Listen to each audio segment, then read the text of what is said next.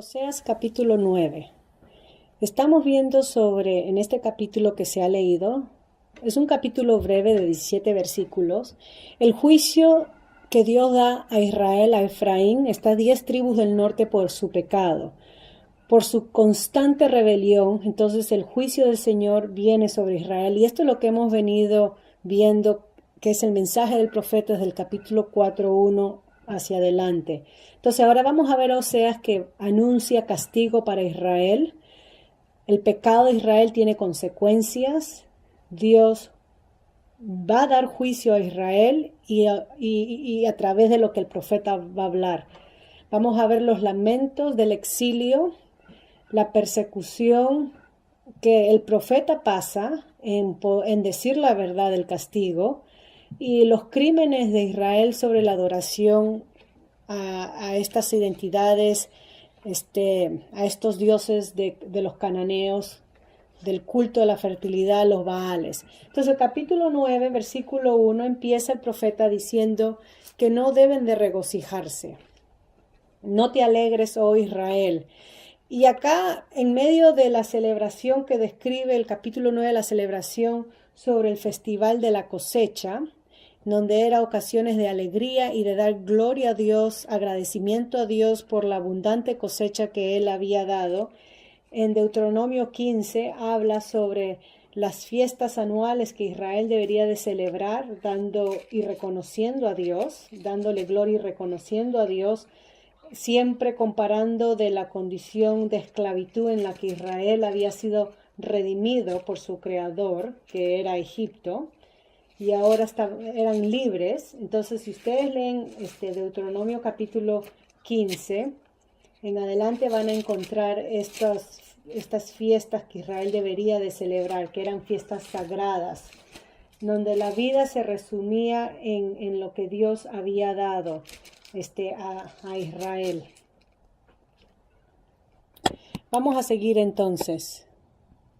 Estas fiestas anuales, ahora examinando, se encuentra en Deuteronomio 16, no 15, pero 16. Y entonces acá Dios está diciendo que sus festividades promiscuas, porque Israel participaba en actos sexuales y pretendiendo que a través de el acto sexual en estas festividades paganas, pero que tenía título que era festival a Dios, ellos pensaban que iban a traer fertilidad a su tierra. Entonces eran unas festividades promiscuos, y acá el profeta está diciendo no se regocijen, no estén alegres, pero les canta el funeral. La razón que dice es que Israel ha venido a ser como las demás naciones. Miren ahí Oseas 9:1, el mismo versículo. Israel ha venido a ser como las demás naciones. Entonces, no más regocijo, no más exaltación, no más libaciones, versículo 4, o sacrificios. No más días de festivales que han sido apuntados en el calendario de Israel, versículo 5. Porque el punto es que Israel se ha corrompido y está haciendo papel de ramera, ha abandonado a su Dios. Entonces, en vez de regocijarse, deberían más bien de lamentarse. Deberían de estar cantando los lamentos de Isaías 22, del 12 al 14. Y necesitamos aprender nosotros que en el calendario judío estos tiempos de alabanza, de regocijo, donde exaltaban a Dios y se enfocaban en la bondad de Dios y de su creación, habrían sido convertidos en festivales inapropiados, porque la idolatría había corrompido la santidad, la separación a lo que Dios llamó a Israel, su pueblo que sea. Entonces, por esta idolatría, el juicio inminente de Dios venía. Y este era el problema. Habían cambiado la verdadera adoración a Jehová en una forma de adoración a Baal y a Baal, el dios de los cananeos. Seguimos entonces, versículo 2 y 3. Enfoquémonos en el versículo 3. Dice que no más quedarán en la tierra. de Jehová, sino que volverá Efraín a Egipto y a Siria, donde comerán vianda inmunda. Efraín volverá a Egipto. Podemos compararlo con el capítulo 7, 8, versículo 11, versículo 16 o capítulo 8, 13 que ya hemos estudiado. También más adelante en el capítulo 11, 5. Parece ser una contradicción. Si Efraín va a volver a Egipto o a Siria. Pero lo que se nos está describiendo acá es que Egipto es un símbolo, lo más probable, de la esclavitud que Israel experimentó en su pasado, pero que geográficamente en la ocasión iba a ser exiliado a Siria. Y lo interesante es que según los pasajes de Reyes que ya hemos estudiado, Primera de Reyes, del capítulo 13 al 17, vemos que Oseas denuncia esta alianza política que el rey de Israel hace, apelando a Egipto para que los ayude en contra de Asiria. Y recuerden que Israel cayó bajo el imperio de los asirios, las 10 tribus en el año 722, con la caída primera de Samaria. Es lo que se ha descrito en el capítulo 8, versículo 9 y 10. Y cuando Israel entonces, según el versículo 3, regrese a Siria, condición de esclavitud como fue en Egipto, dicen comerán vianda inmunda. Y el exilio traerá un final, un paro a las actividades rituales religiosas de los cultos que Israel que abundaba en ellos. Entonces vemos que es imposible, según las ordenanzas de Levíticos, cuando se lee ese libro, que es imposible adorar a Dios cuando no hay un templo, cuando no hay sacrificios o ofrendas, que esto debe estar ligadamente, las ordenanzas con el activo servicio en el templo de estar juntos. Ezequiel 4:3 implica también, que acá también lo mencionan, que el pan que comerán será inmundo en esta tierra extraña. Y no más, versículo 4, no harán libaciones a Jehová ni sacrificios les serán gratos. Como pan de enlutados les será a ellos. Todos los que coman de él serán inmundos. Será pues el pan de ellos para sí mismos. Ese pan no entrará en la casa de Jehová. Eso es lo que se nos está diciendo, que parte del sistema sacrificial que ellos tenían, que ellos no consideraban corrupto, Dios lo veía corrupto y es por eso que iba a venir a un final. Éxodo 29:40, números 15 del 1 al 10, o Salmos 104, versículo 14 y 15. El vino era parte de estos sistemas de sacrificio y no era considerado corrupto, pero todo esto cambiará. Y las razones que los sacrificios son impuros es porque están siendo efectuados, hechos en tierra extrañas. Es la razón. Y comerán entonces el pan del lamento. Y esta es una metáfora para la corrupción. Generalmente este pan era comido por los pobres y era considerado inmundo o no limpio porque iba a ser hecho y comido en Asiria. Entonces, ¿qué harán? Versículo 5, ¿qué haréis en el día de la solemnidad y en el día de la fiesta de Jehová? Y esta era una pregunta que los traía a Israel a la realidad, que su adoración iba a ser totalmente destruida y su población iba a pasar a ser deportadas. Versículo 6, ¿por qué aquí se fueron ellos a causa de la destrucción? Egipto los recogerá, Memphis los enterrará, la ortiga conquistará lo deseable de su plata y espino crecerá en sus moradas. El Egipto, ahí dice, versículo 6, Egipto los recogerá y Memphis, que es un lugar en Egipto, estamos en el versículo 6, los enterrará. Memphis era la capital de la parte baja de Egipto. Y a través de descubrimiento arqueológico hemos visto que este lugar era un sitio donde se sepultaba a los muertos, o sea, era un cementerio. Y el significado puede ser que se nos esté diciendo que los sobrevivientes del exilio morirán en gran cantidades en el exilio, o sea, en la esclavitud, como sucedió en Egipto, y que estos sobrevivientes que fueron a Egipto morirán ahí. O sea que está hablando sobre que el cautiverio asiria será un lugar de cementerio. Muchos en grandes cantidades morirán. Y es por eso que ese mismo versículo 6, usando esta figura de muerte, dice, porque aquí ellos a causa de la destrucción. La ortiga, entonces me voy a saltar a la parte final del versículo 6. La ortiga conquistará lo deseable de su plata y el espino crecerá en sus moradas. El espino crecerá de sus moradas. Y hay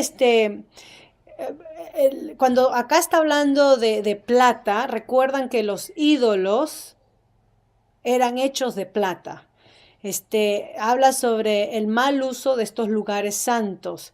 Está hablando sobre las casas extravagantes, sobre esta sociedad opulenta que Efraín había crecido en su prosperidad. Recuerden capítulo 8, 14. Y por haber abandonado a Dios,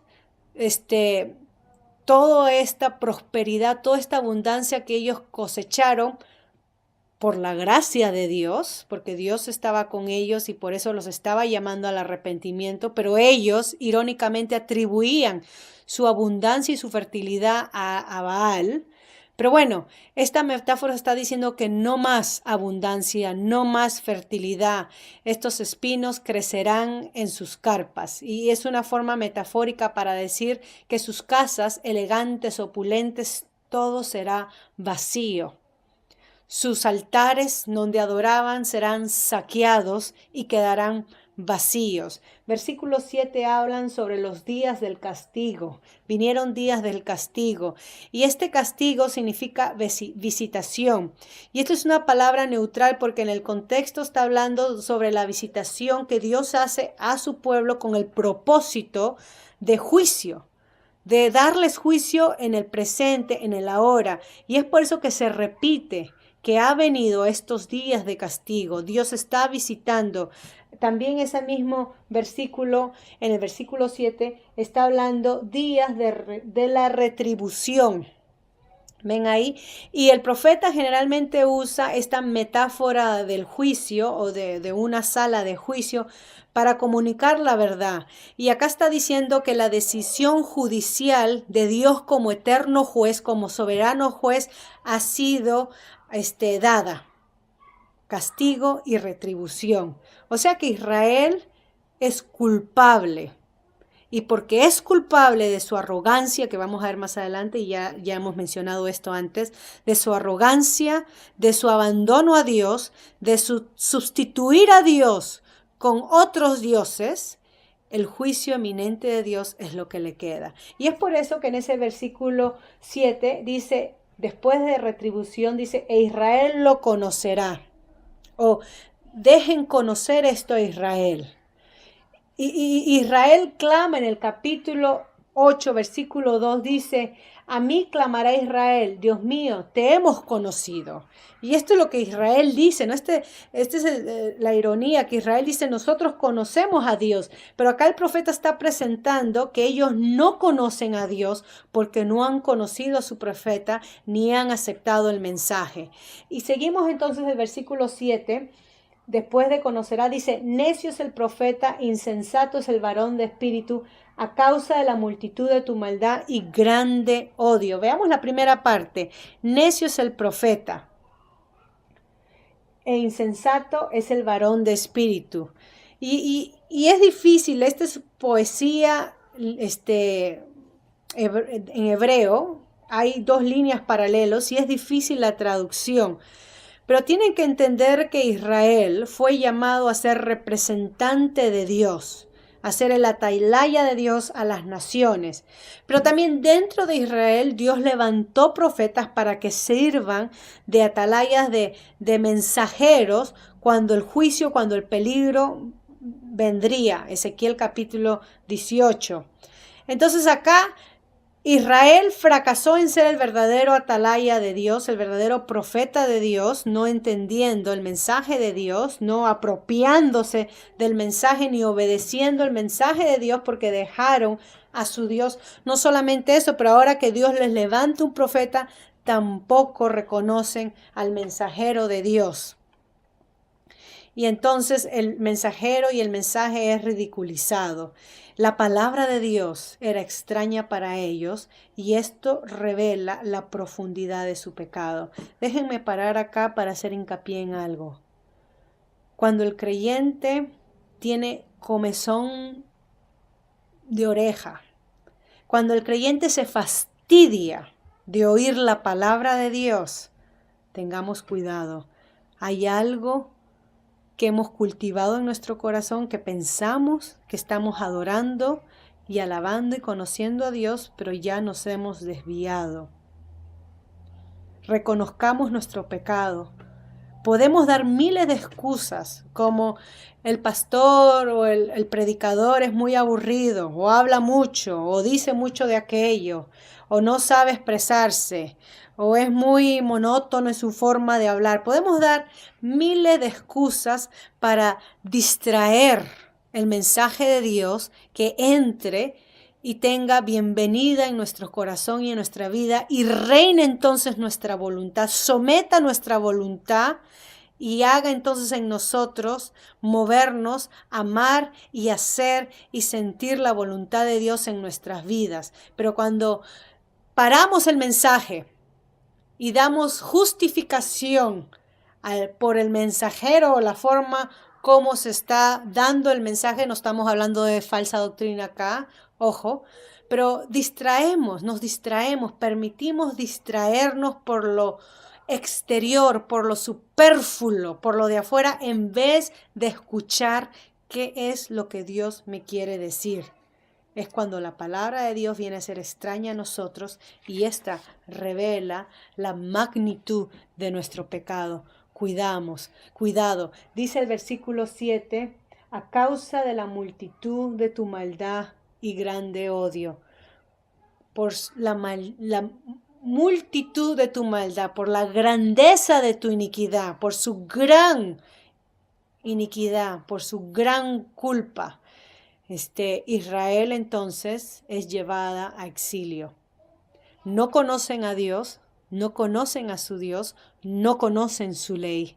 Y esta de magnitud, multitud, abundancia, es usada acá para referirse a la ley de Dios en el capítulo 8:12, que dice, le escribí las grandezas de mi ley, ven ahí la palabra grandeza, y fueron teñidas por cosa extraña.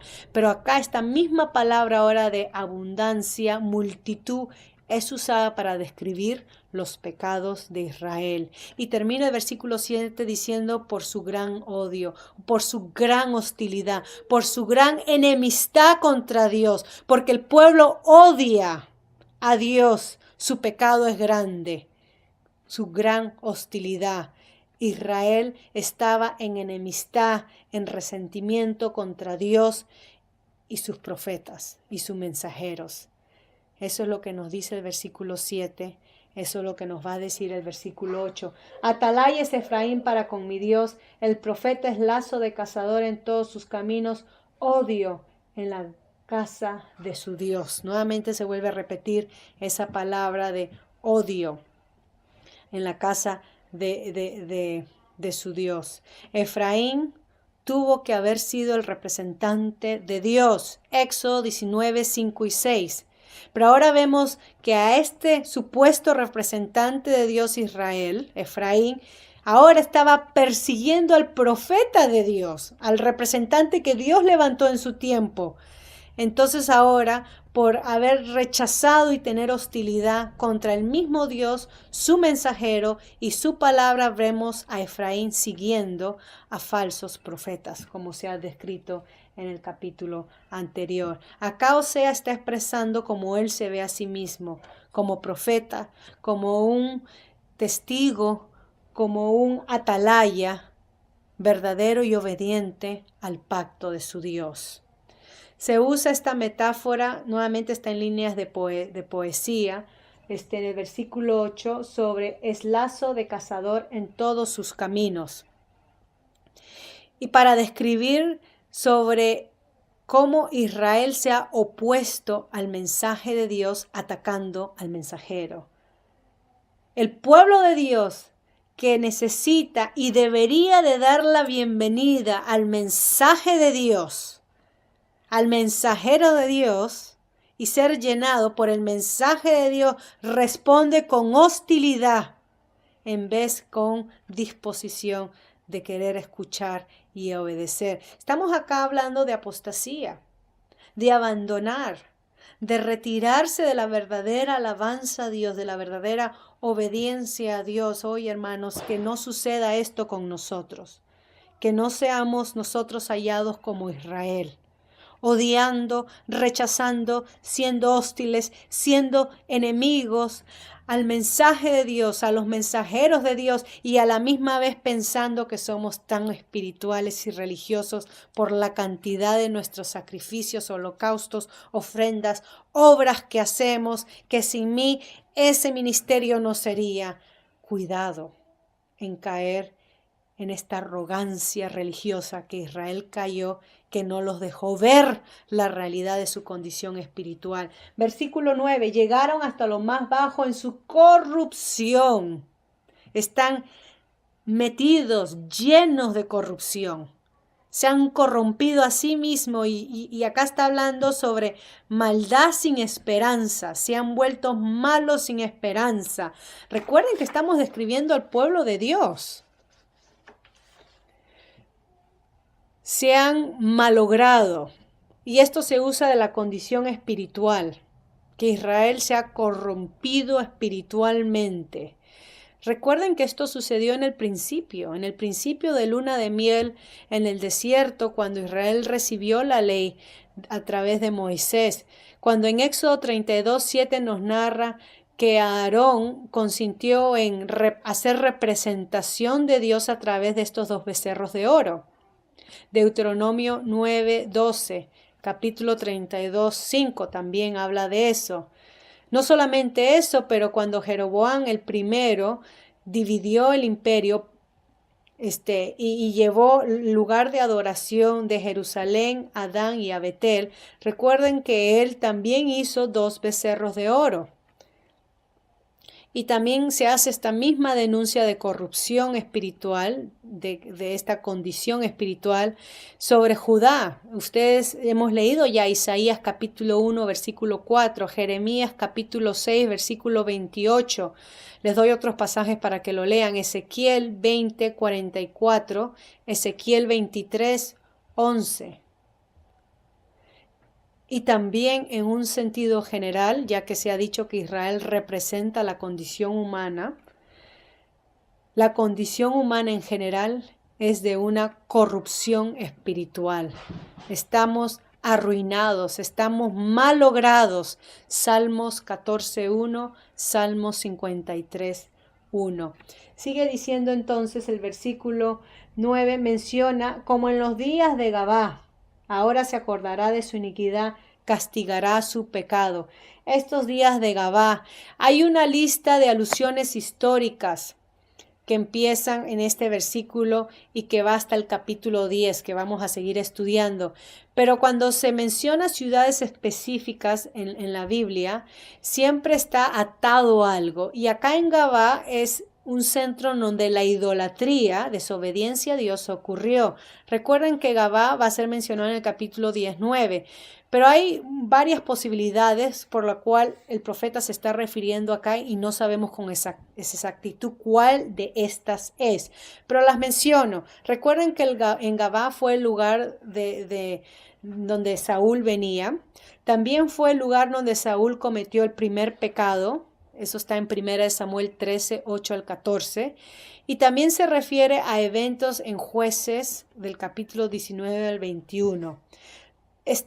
No sabemos exactamente a cuál referencia histórica exacta este pasaje dice, pero podemos decir para simpleza del estudio que el versículo 9 dice, si me permiten, como en los días de Gabá o como en los días de que cayeron en rebeldía, en corrupción. ¿Okay? Dice que Él recordará, ahora se acordará de su iniquidad, castigará su pecado. Dios recordará, y esto es una referencia a juicio. En los Salmos tenemos referencia donde el hombre llama a que Dios se olvide de los pecados, que Dios borre los pecados. Ahora acá Dios llama a que el hombre recuerde el pacto, porque ahora Dios está recordando de su iniquidad y esto significa que Dios va a actuar en juicio. Dios llama al hombre acá, a su pueblo, a que recuerde el pacto, capítulo 7:2, capítulo 8:13. Leo, en los sacrificios de mis ofrendas sacrificaron carne y comieron, no los quiso Jehová. Ahora se acordará de su iniquidad y castigará su pecado. Ellos volverán a Egipto, nuevamente a la condición de esclavitud que tenían antes, y más adelante también que Dios recordará su pecado, y referencia al juicio está en el capítulo 13:12. Entonces, seguimos con el versículo 10. Acá, mis queridos hermanos, está describiendo el corazón dividido de Israel, de Efraín, pueblo de Dios. Un corazón dividido. Voy a decir un poquito más de esto después del versículo 10. Dice, como uvas en el desierto hallé a Israel, como la fruta temprana de la higuera en su principio vi a vuestros padres. Ellos acudieron a Baal Peor, se apartaron para vergüenza y se hicieron abominables como aquello que amaron, que encontró a Israel como uvas en el desierto. Y esta es una metáfora porque Israel es comparado a una vid, a un árbol de higo. Dios, al decir esto, está diciendo que encontró en los descendientes de Abraham fructividad, abundancia, fruto. Es una manera de idealizar la experiencia en el desierto, cuando Israel dependía totalmente en su Dios como una experiencia de luna de miel con Dios. Capítulo 2 que hemos leído, versículo 14 al 19, habla sobre esto, Deuteronomio 32:10. Entonces acá tenemos una explicación de Dios elegir a Israel, ¿no? Y entrar en pacto con Israel a través de Moisés, a través del Éxodo.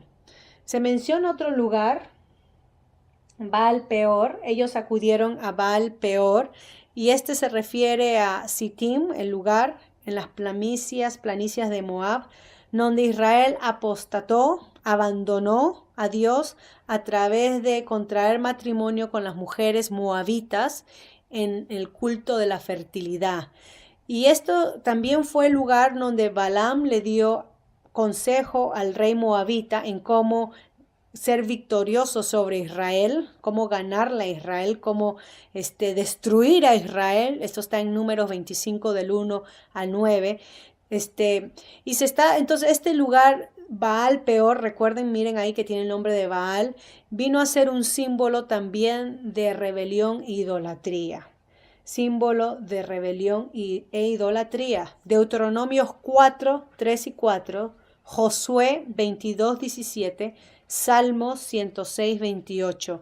Y dice que el versículo 10, se apartaron para vergüenza, se dedicaron para vergüenza. Esta palabra apartar o dedicar es la misma palabra que viene de santidad. Entonces Israel, en vez de apartarse o consagrarse para Dios, como lo hizo en el Sinaí, Éxodo 19:20, no pasó mucho tiempo hasta que Israel comprometió o se dedicó a Baal en Sittim. Fidelidad comprometida. Cuando nuestra lealtad a Dios es comprometida, cuidado, estamos abandonando, estamos dejando a Dios. No podemos dividir nuestra adoración a Dios y nuestra adoración a otras personas o cosas. Mateo 10.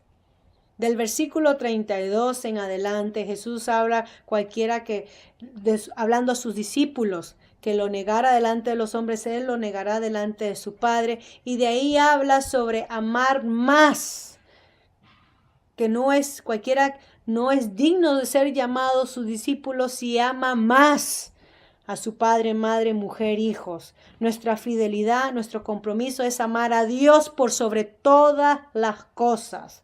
Cuando nuestras circunstancias, cuando en los momentos o eventos o relaciones que tengamos desafía nuestra lealtad a Dios, oh, cuidado, estamos comprometiéndonos como en los días de Baal Peor, cuando Israel se comprometió.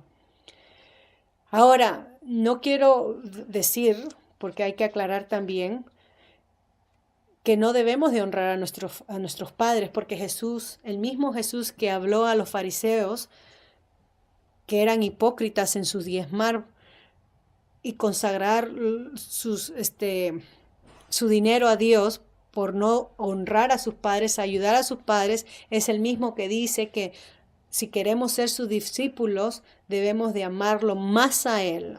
En otro evangelio se habla sobre aborrecer madre o padre, no puede ser su discípulo. Recuerden que este mismo Jesús que estuvo predicando, su madre y sus hermanos, cuando estaba en su apogeo, vinieron a buscarlo. ¡Qué vergüenza! Hay que callar a Jesús. Se volvió loco. ¿De qué está hablando? ¿Por qué está trayendo tanta multitud así? Cuando le dijeron a Jesús, tu madre y tus hermanos te buscan, Jesús responde, ¿quién es mi madre y quiénes son mis hermanos? Y él mismo da la respuesta, aquellos que hacen la voluntad de mi Padre. Y este mismo Jesús que puso primero a Dios por encima de cualquier ser familiar, de cualquier persona, es el mismo que dijo, honra a tu padre y a tu madre para que te vaya bien sobre esta vida, tus días sean largos. Dos verdades, pero que no se contradicen. Hay que ponerlas en su lugar adecuado. Recuerden que este mismo Jesús encomienda a María, a su discípulo amado, para que se encargue de su madre, al final en el Evangelio de Juan. Entonces, lo vergonzoso es que Israel rompió su devoción a Dios, como ellos juraron en Éxodo 19:20, y se fue tras los Baales. La luna de miel había terminado. Hicieron lo detestable ante Dios. Se consagraron a idolatría. Y es por eso que el versículo 11 dice, la gloria de Efraín volará cual ave, de modo que no habrá nacimientos, ni embarazos, ni concepciones. Y si llegaren a grandes sus hijos, los quitaré de entre los hombres, porque hay de ellos también cuando de ellos me aparte. Efraín, que significa ser fértil o frutífero, ahora será sin fruto. No habrá fruto. La bendición de Dios será revocada por la desobediencia del pacto. Deuteronomio 27 al 29. Su gloria desaparecerá. Y esta se refiere a la gloria del pacto, de la relación de pacto con su Dios. Éxodo 19, 5 y 6. Amós 3, 2. Y acá entonces se usa la metáfora, la figura de ave.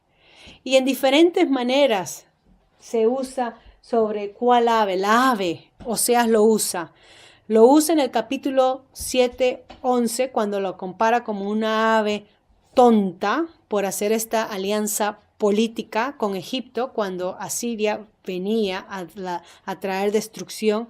En el capítulo 11, vamos a ver más adelante, también se menciona a Israel como una ave que tiene miedo, que tiembla. En el capítulo 8.1, que ya hemos estudiado, se menciona la ave, el águila que viene contra la casa de Dios, o sea, el águila del juicio.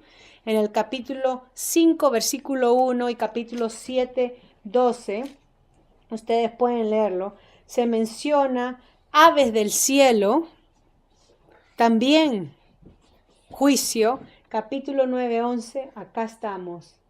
La gloria de Efraín volará cual ave.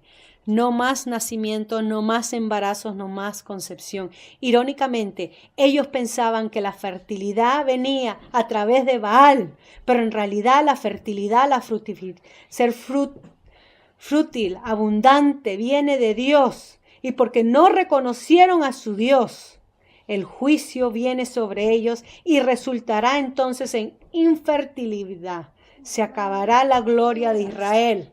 Se acabará porque en vez de reconocer y atribuir a Dios todo lo que Él les daba, lo atribuyeron a sus Baales. Versículo 12. Y si llegaren a grandes sus hijos, los quitaré de entre los hombres. Es un lamento. Dios los dejará, así como dejará a Judá en Ezequiel 10:18, que habla sobre que Dios abandona el templo.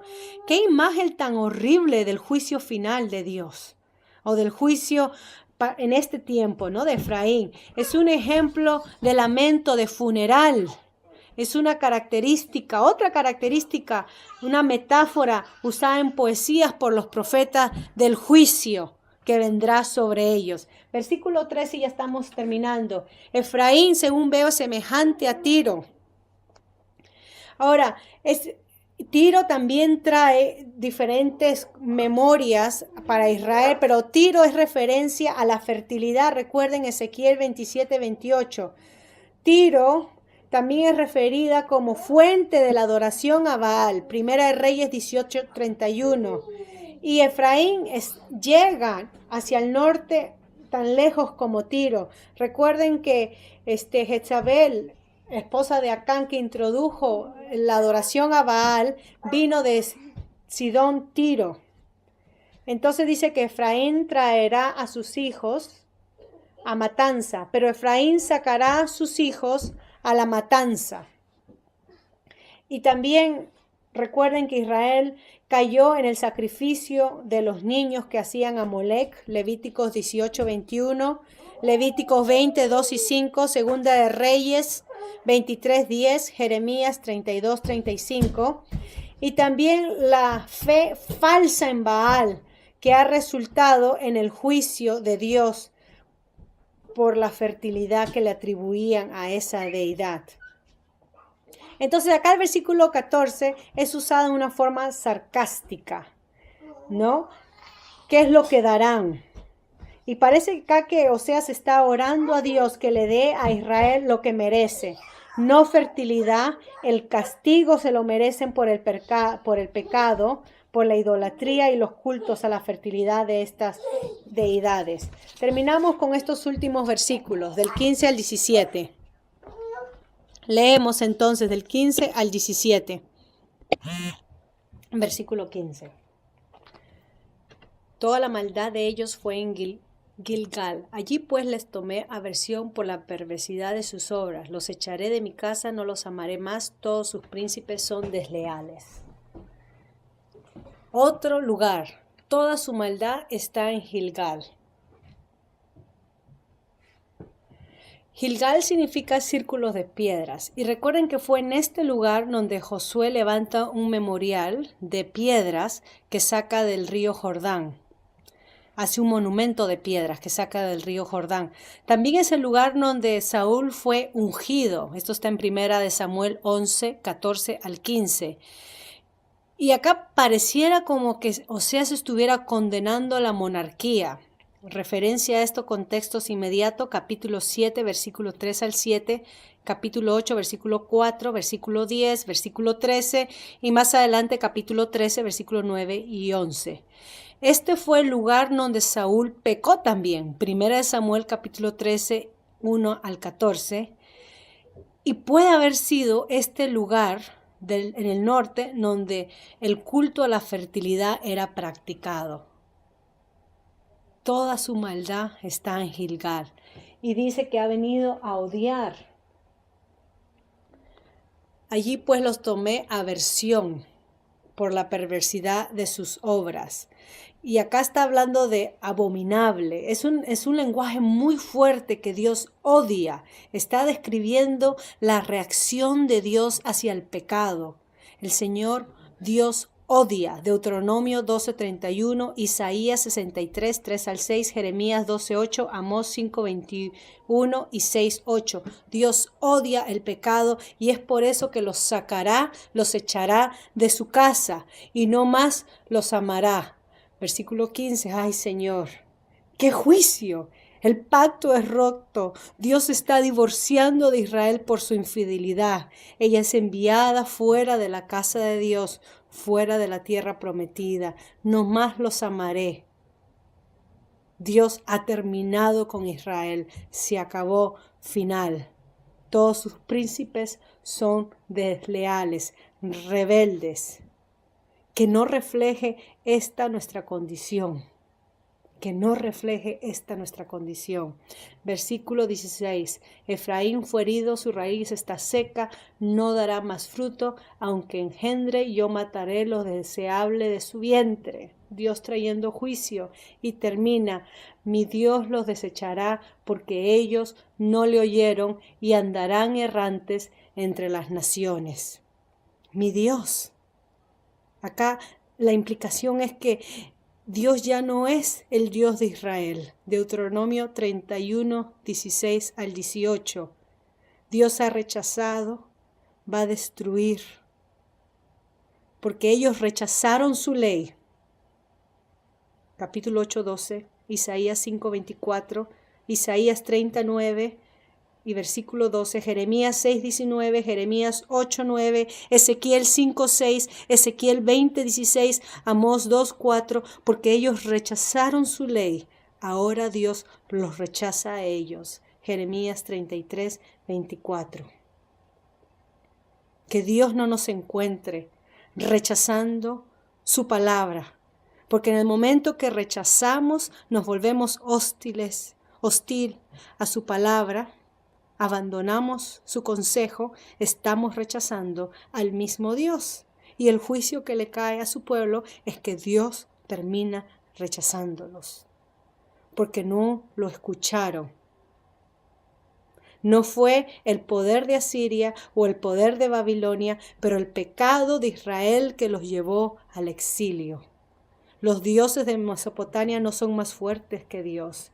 Dios los usó para juzgar a su pueblo. Isaías 10, 5, 44, 28 al 45, 7.